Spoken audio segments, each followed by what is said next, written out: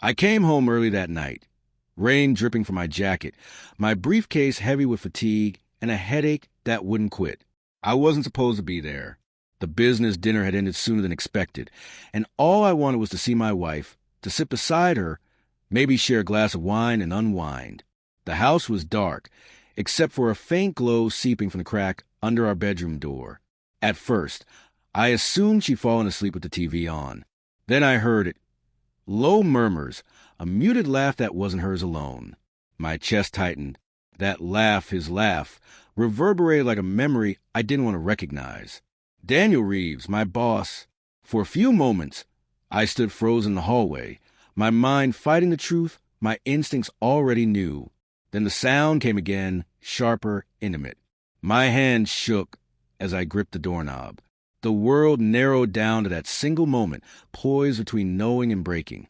When I opened the door, the image etched itself into my mind like a wound that would never heal.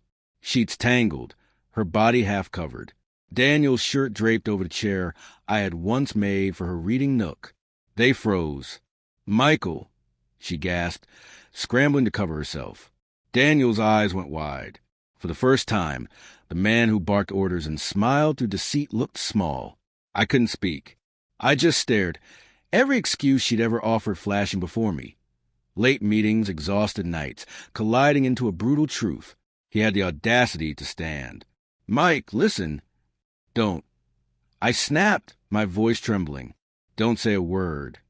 I walked out before I did something irreversible. Rain lashed against the windows as I stood outside, cold seeping through me. My wife ran after me, robe flapping like a feeble flag of surrender. "It just happened," she cried, tears streaking her face. "You've been so distant lately, and I—" "Don't you dare blame me for this," I said softly. I couldn't yell. The fury ran too deep, precise, surgical. "You brought him into our home." I slept in the car that night. Over the next days, I played my part. At work, I smiled at Daniel, nodded through meetings, let him think I was too broken to fight. My wife tried to talk, tried to explain, but I gave her nothing. Inside, I was planning, not chaotic rage, but something cleaner, sharper. Daniel had secrets. Ones I knew intimately because I had buried them for him. Fraud, bribes, company money funneled into personal accounts. I had been his right-hand man, making things vanish. Not anymore. I spent nights compiling evidence, emails, transfer records, voice recordings. I imagined his collapse, piece by piece, just like my marriage had crumbled. Meanwhile, my wife pretended normalcy. She made dinner, smiled weakly, touched my arm as if nothing had happened. I let her. The confrontation came a week later at the office. Daniel called me in, his politician smile fixed. "Mike, glad you're back in the game. You know how this goes. Emotions, mistakes." I set the folder on his desk. "You should read this before finishing that sentence." He frowned, flipping it open. Color drained from his face. "What is this?" "Proof," I said, "of everything.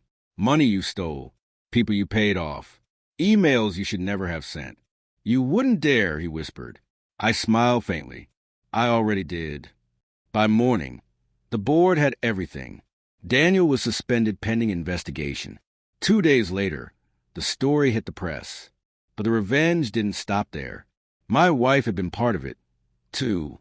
Expense reports, trips she claimed were work-related. Enough to tie her to the scandal without revealing everything. Her job let her go quietly, with a non-disclosure agreement. The night it all fell apart, she confronted me. "You destroyed both of us," she screamed, voice cracking. "No," I said. "You did." She slapped me, tears streaking her face. "You could have forgiven me." "I tried," I said, "but every time I looked at you, I saw him." We stood there, two strangers bound only by what used to be love. The silence between us more painful than the betrayal itself. She left that night with a single suitcase. Weeks passed. The world moved on. Daniel's downfall made headlines.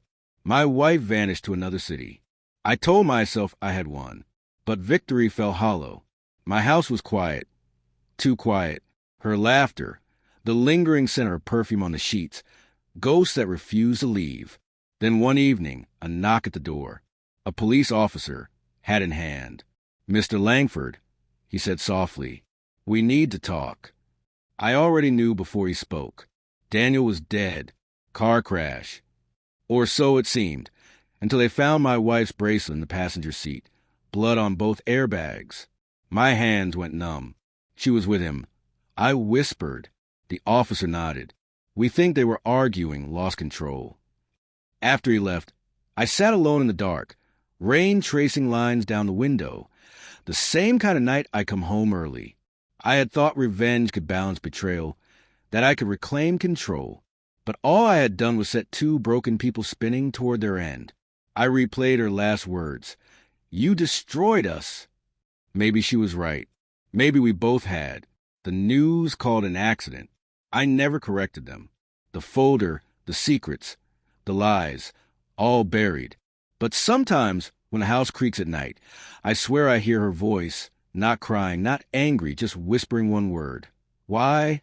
And every time, I answer the same way. Too late. Too quiet.